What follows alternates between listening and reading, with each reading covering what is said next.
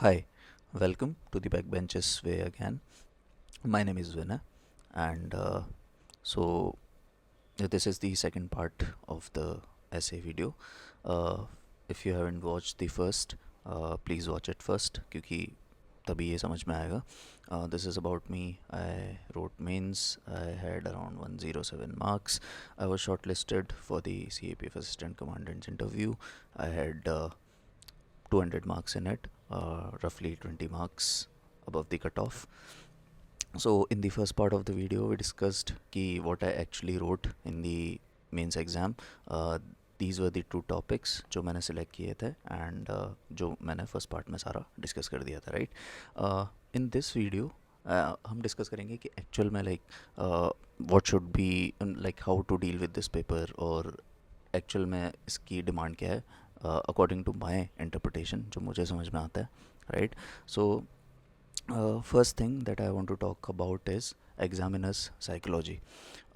मुझे ऐसा लगता है ऐसे पेपर की जो डिमांड है वो मेनली इन चार फैक्टर्स पे डिपेंड करती है. फर्स्ट इज़ नोवेल्टी, मतलब newness, right. Newness which is कि एग्ज़ामिनर के लिए आई थिंक नॉवेल्टी एक बहुत बड़ा फैक्टर होता है.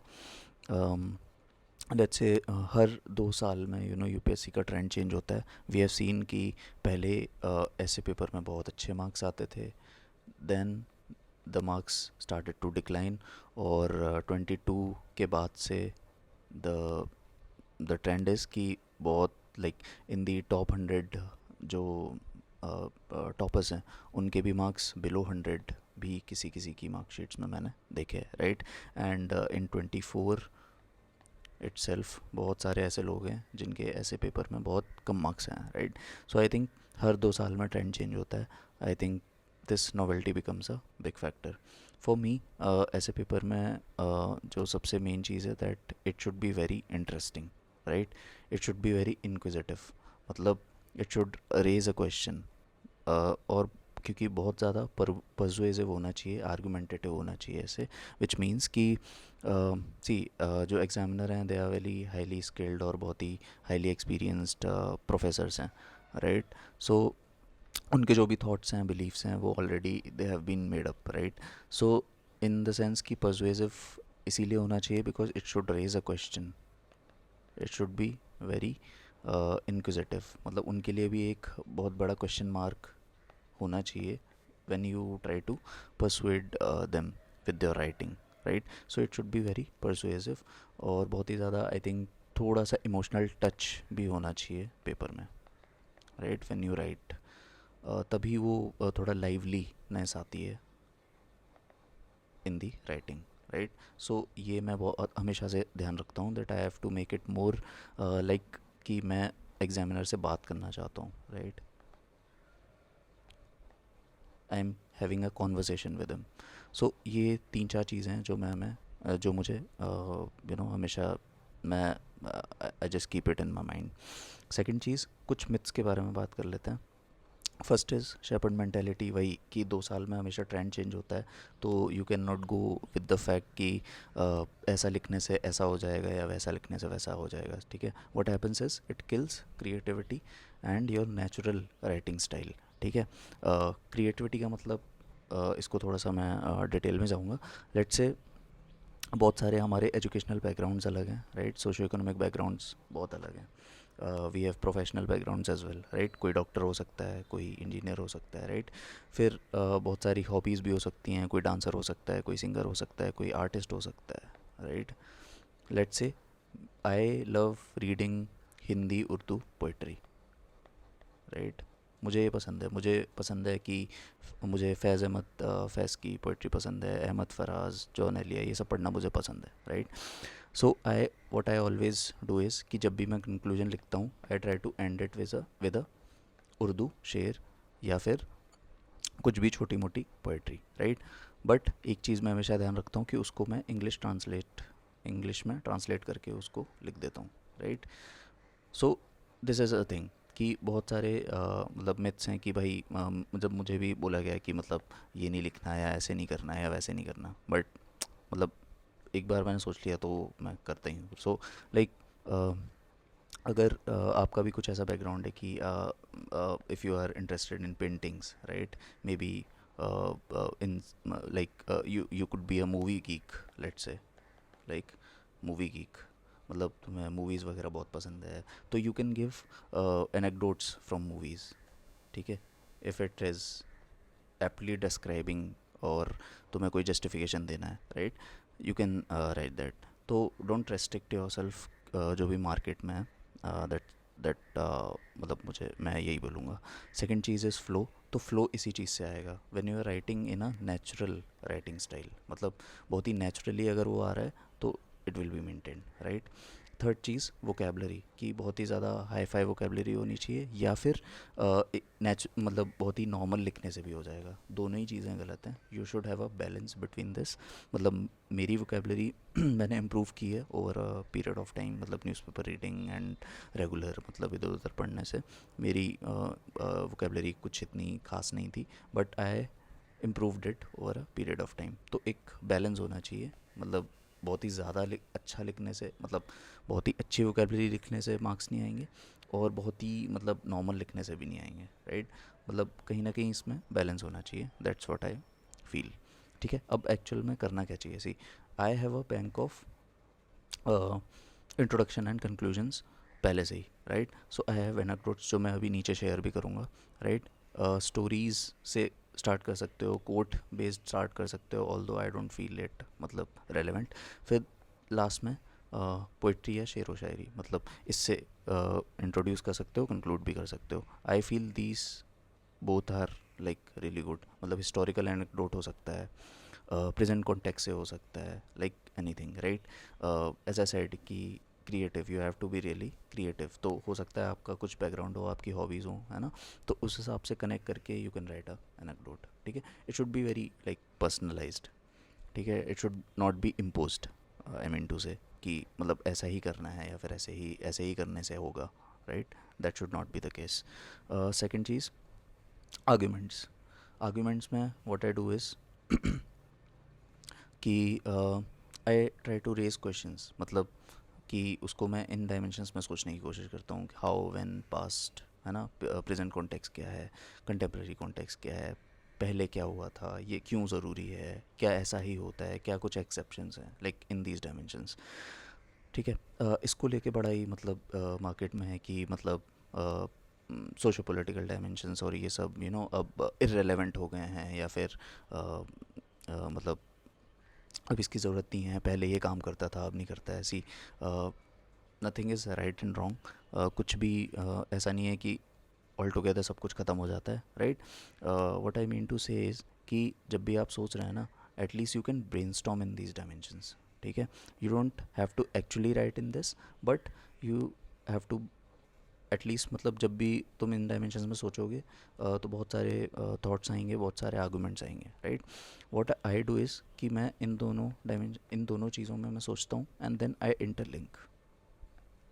आई जस्ट इंटरलिंक, और फिर मैं आर्गूमेंट्स को बिल्ड करने की कोशिश करता हूँ, राइट. सो इससे मेरा ब्रेन स्टॉर्मिंग प्रोसेस फास्ट हो जाता है. Then I try to justify it. ठीक है, इसमें कुछ मैं रीजनिंग, बहुत सारे रीजंस देने की कोशिश करता हूँ, फिर मैं एग्जांपल सोचता हूँ, right. So the way forward is कि you should have a balance between these three. ठीक है, once you intermix these things, तो फिर आपके आर्गूमेंट्स बहुत अच्छे से बिल्ड होंगे, राइट. थर्ड थिंग, सब endings. In the first essay जो मैंने लिखा था यहाँ पे, व्हाट वाज इट, या this history is all about victory of a scientific man and a romantic man, right. जब मैंने ये लिखा था तो उसमें बीच में when I had to write historical anecdotes, और उसके मुझे कुछ आर्गूमेंट्स लिखने थे. आई स्टार्टेड विद अ सब heading through the window of past. तो I just love it.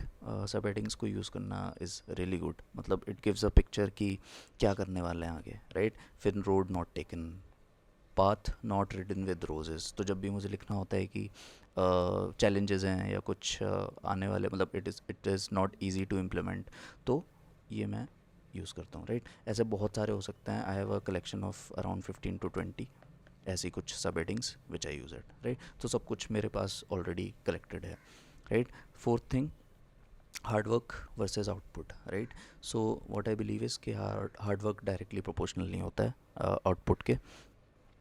You should be very efficient. इसको मैं एग्जांपल से समझाता हूँ. Let's say human ethical values, मतलब जब भी फिलोसफिकल एसेस लिखते हैं तो you should have a very good understanding या फिर good hold over the ethical values. उसमें से एक एग्जांपल है, लेट्स से कमला सोहिनी. सो उन्हीं का एग्जांपल है, right. She was a professor IISc Bangalore में. शी वॉज रिजेक्टेड या फिर इनको एडमिशन नहीं दिया गया था बाय CV रमन, ठीक है, इन दी IISc बेंगलोर. कुछ भी रीज़न हो सकता है. Basically women were not allowed to pursue higher studies. What she did was she went on to um, she went on to have a PhD degree from Cambridge University, right. So इस same example को and then after pursuing after having the PhD degree, she came back to India and she became the professor in the same college IISc Bangalore from which she was rejected, ठीक है, later on. तो ये बहुत ही मतलब like I use this example everywhere. तो what does it show? Perseverance, like grit, ठीक है. हेरेसी मतलब इन द सेंस कि किसी को नहीं सुनना है, राइट. वर्ल्ड्स अगेंस्ट यू, जब सब लोग आपके अगेंस्ट हो तो how do you deal with the situation. Then challenging stereotypical mindset, ठीक है. और भी बहुत सारे डायमेंशन में सोच सकते हैं. जेंडर डायमेंशन जब भी देना होता है, I write Kamala Soni as the example, ठीक है. एक और एग्जाम्पल है, लेट्स से दिस इज़ अ कलेक्शन जो और बहुत सारा मतलब आई हैव अ लिस्ट जो over a period of time I have collected from newspapers and here and there. तो इसमें से एक एग्जांपल है, let's say Paraswara and Patora village in Raipur. दोनों में कॉन्ट्रास्टिंग पिक्चर है ऑफ पंचायती राज. पंचपति, एक में पंचपति का कॉन्सेप्ट है एंड दूसरे में वेमेन हाईली एम्पावर्ड हैं, they mobilise women to counter liquor addiction, right. So इस सेम एग्जांपल को मैं बहुत सारी जगहों पे यूज़ कर सकता हूँ. चैलेंजेस कुछ भी मतलब लॉ का इम्प्लीमेंटेशन हो गया या फिर जेंडर डायमेंशन जब मुझे लिखना होता है एंड सो फोर्थ. तो इस जो मैं ये आउटपुट की बात कर रहा हूँ, राइट, एफिशिएंसी, वो यही है.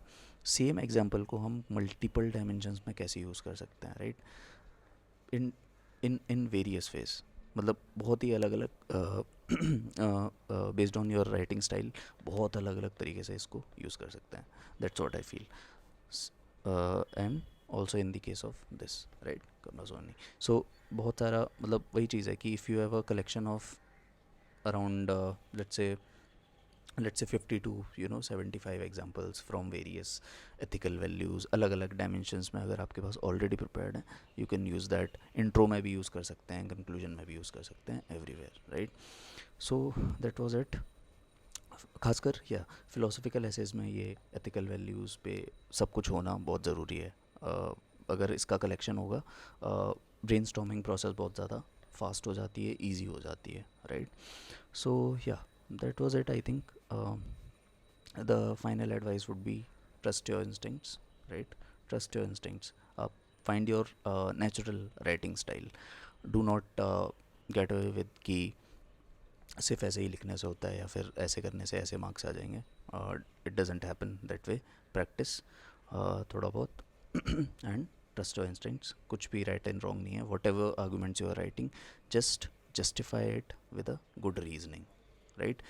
इसमें एक एग्जांपल है, फॉर एग्जांपल रिसेंट SC का stay order on stray dogs, right.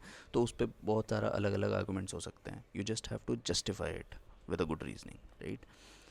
So yeah, that's it for today. I hope this helps, and whatever your doubts are, just comments में कर देना. I'll try to answer them. I'll see you in the